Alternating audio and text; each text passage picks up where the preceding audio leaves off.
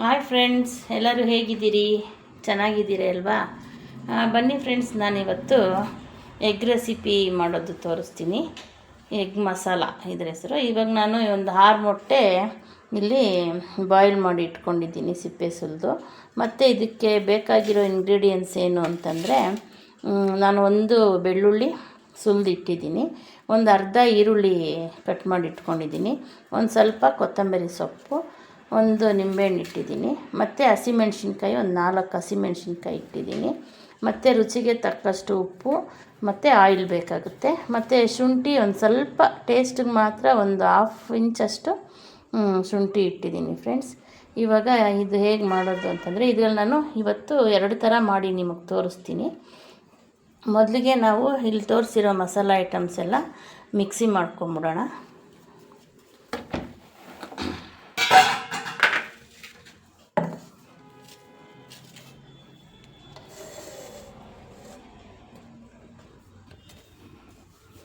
ಉಪ್ಪನ್ನು ಇದರಲ್ಲಿ ಹಾಕ್ಕೊಂಡೇ ಮಿಕ್ಸಿ ಮಾಡ್ಕೊಬಿಡೋಣ.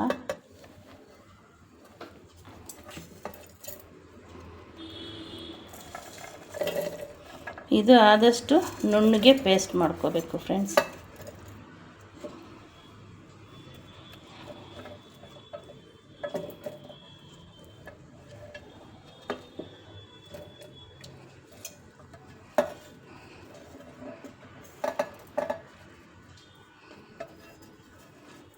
ತುಂಬ ಟೇಸ್ಟಿಯಾಗಿರುತ್ತೆ. ಈಗ ಮಕ್ಕಳಿಗೆ ಎಗ್ ಮಾಡಿಕೊಟ್ರೆ ಅವರು ಬರೀ ವೈಟು ತಿಂದ್ಬಿಟ್ಟು ಎಲ್ಲೋದೆಲ್ಲ ಬಿಸಾಕ್ಬಿಡ್ತಾರೆ. ಎಲ್ಲೋದಲ್ಲೇ ತುಂಬ ವಿಟಮಿನ್ಸ್, ಪ್ರೋಟೀನ್ಸ್ ಇರೋದ್ರಿಂದ ಎಲ್ಲೋನೂ ಮಕ್ಕಳು ಹೊಟ್ಟೆಗೆ ಸೇರಿಸ್ಬೇಕು ಅಂದರೆ ನಾವು ಈ ಥರ ಐಡಿಯಾ ಮಾಡಿಕೊಟ್ರೆ ಅವರು ವೈಟು ಎಲ್ಲೋ ಎಲ್ಲ ಫುಲ್ಲು ತಿನ್ಕೋತಾರೆ. ಬನ್ನಿ ಇವಾಗ ಇದನ್ನು ನಾವು ಮಿಕ್ಸಿ ಮಾಡ್ಕೊಬಿಡೋಣ. ನೋಡಿ ಫ್ರೆಂಡ್ಸ್, ಈಗ ಇದು ಈ ಥರ ಆಗಿದೆ ಮಸಾಲ.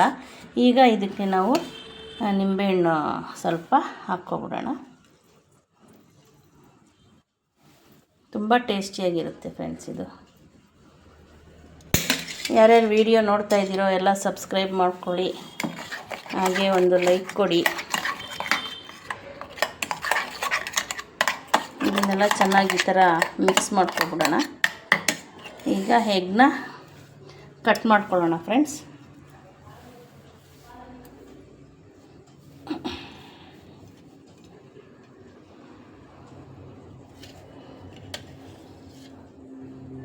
ತುಂಬ ಈಸಿ ಫ್ರೆಂಡ್ಸ್ ಇದು ಮಾಡೋದು.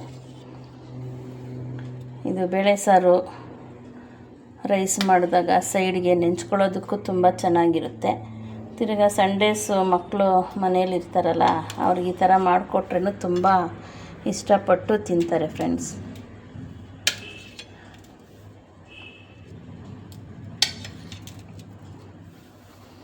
ನೋಡಿ ಈಗ ಇದು ಆಗಿದೆ. ಇದರಲ್ಲಿ ನಾನೊಂದು 3 ಮೊಟ್ಟೆಗೆ ಇದೇ ಮಸಾಲಾನೇ ಹಾಕ್ತೀನಿ.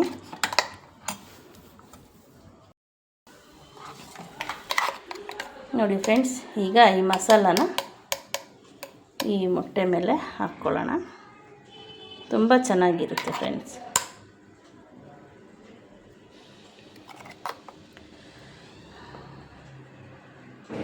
ಇಷ್ಟೇ, ಇದನ್ನೆಲ್ಲ ಈ ಥರ ಹಾಕಿ ಸ್ವಲ್ಪ ಈ ಥರ ಸ್ಪ್ರೆಡ್ ಮಾಡಿಬಿಟ್ಟು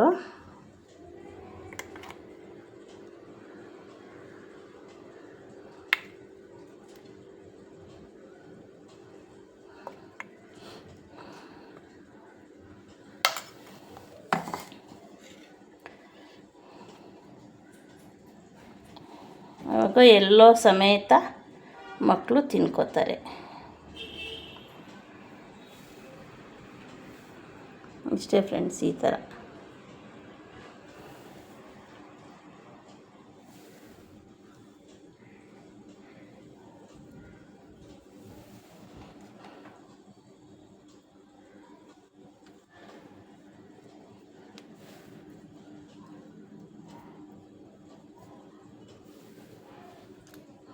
ನೋಡಿ ಫ್ರೆಂಡ್ಸ್, ಇನ್ನು ನಾನು ಈ 3 ಮೊಟ್ಟೆಗೆ ಸ್ವಲ್ಪ ಮಸಾಲೆ ಎಲ್ಲ ಎಣ್ಣೆಯಲ್ಲಿ ಸ್ವಲ್ಪ ಬೇಯಿಸ್ಬಿಟ್ಟು ಅದು ಮಾಡ್ತೀನಿ ಫ್ರೆಂಡ್ಸ್. ನೋಡಿ ಈಗ ಬಾಣಲಿ ಇಟ್ಟಿದ್ದೀನಿ.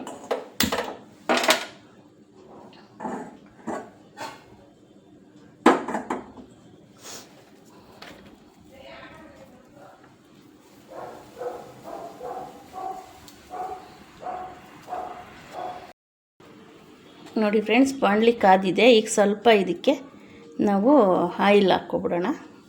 ಒಂದು 2ರಿಂದ 3 ಸ್ಪೂನ್.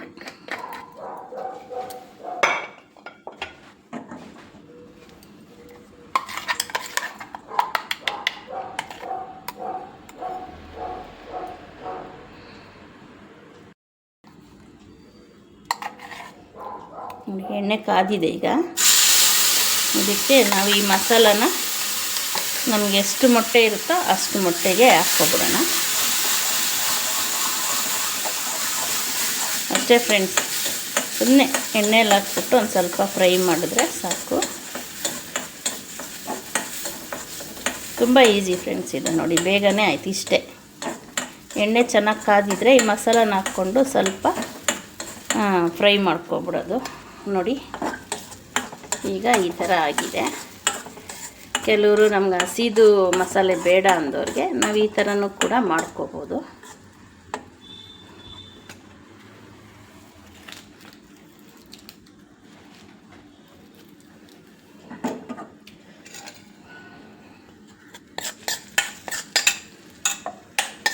ನೋಡಿ ಫ್ರೆಂಡ್ಸ್, ಇವಾಗ ನಾವು ಈ ಮಸಾಲಾನ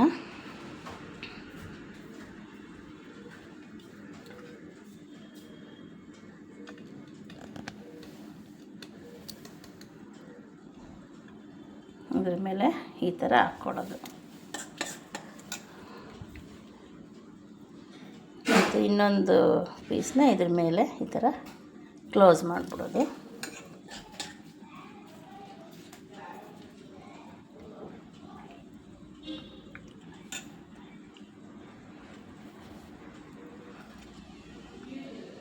ಇದೊಂಥರ ಘಮ ತುಂಬ ಚೆನ್ನಾಗಿದೆ ಫ್ರೆಂಡ್ಸ್. ಬೆಳ್ಳುಳ್ಳಿ ಘಮ ತುಂಬ ಚೆನ್ನಾಗಿದೆ. ನೋಡಿ, ಈಗ ಒಂದು ಪ್ಲೇಟ್ಗೆಲ್ಲ ಸರ್ವ್ ಮಾಡ್ಕೊಳ್ಳೋಣ. ನೋಡಿ ಫ್ರೆಂಡ್ಸ್, ಈಗ ಇದು ಆಗಿದೆ. ನೋಡಿ, ಇದು ಹಸಿ ಮಸಾಲಾನೇ ಇಟ್ಟಿರೋದು. 4 ಮೊಟ್ಟೆಗೆ ನಾನು ಹಾಕಿಟ್ಟಿದ್ದೀನಿ. ಮತ್ತು ಈ 2 ಮೊಟ್ಟೆಗೆ ಸ್ವಲ್ಪ ಆಯಿಲಲ್ಲಿ ಮಸಾಲೆ ಫ್ರೈ ಮಾಡ್ಕೊಂಡಲ್ಲ, ಇದಿಟ್ಟೆ. ಎರಡೂ ತುಂಬ ಟೇಸ್ಟಿಯಾಗಿ ಇರುತ್ತೆ ಫ್ರೆಂಡ್ಸ್. ಇದು ನೀವು ಒಂದು ಸಲ ಮಾಡಿ ಮನೆಯಲ್ಲಿ ಹೇಗಿತ್ತು ಅಂತ ಕಮೆಂಟಲ್ಲಿ ತಿಳಿಸಿ. ಹಾಗೆ ನಿಮಗೆ ಹಸಿ ಮಸಾಲೆದು ಇಷ್ಟ ಆಯಿತಾ ಇಲ್ಲ ಫ್ರೈ ಮಾಡಿರೋ ಮಸಾಲೆದು ಇಷ್ಟ ಆಯಿತಾ ಅದನ್ನು ಕಮೆಂಟಲ್ಲಿ ಹಾಕಿ ಫ್ರೆಂಡ್ಸ್. ನೋಡಿ, ಈ ಥರ ಬಂದಿದೆ ಗ್ರೀನ್ ಎಗ್ ಮಸಾಲ. ತುಂಬ ಟೇಸ್ಟ್ಫುಲ್ಲಾಗಿರುತ್ತೆ. ನೀವು ಈ ಥರ ಟ್ರೈ ಮಾಡಿ ನೋಡಿ ಫ್ರೆಂಡ್ಸ್. ಯಾರ್ಯಾರು ವಿಡಿಯೋ ನೋಡ್ತಾ ಇದ್ದೀರೋ ಎಲ್ಲ ಸಬ್ಸ್ಕ್ರೈಬ್ ಮಾಡಿಕೊಂಡು ನೋಡಿ. ಹಾಗೆ ನಮಗೆ ಒಂದು ಲೈಕ್ ಕೊಡಿ ಫ್ರೆಂಡ್ಸ್. ಹಾಗೆ ನಿಮ್ಮ ಫ್ರೆಂಡ್ಸ್ಗೂ ಎಲ್ಲರಿಗೂ ಶೇರ್ ಮಾಡಿ, ಅವರು ಈ ಥರ ಮಾಡಿ ಟೇಸ್ಟ್ ಮಾಡಲಿ. ಮತ್ತು ಓಕೆ ಫ್ರೆಂಡ್ಸ್, ನೀವೊಂಥರ ಮಾಡಿ ಕಮೆಂಟಲ್ಲಿ ತಿಳಿಸಿ ಯಾವುದು ನಿಮಗೆ ಇಷ್ಟ ಆಯಿತು ಅಂತ ಅಂದ್ಬಿಟ್ಟು. Thank you.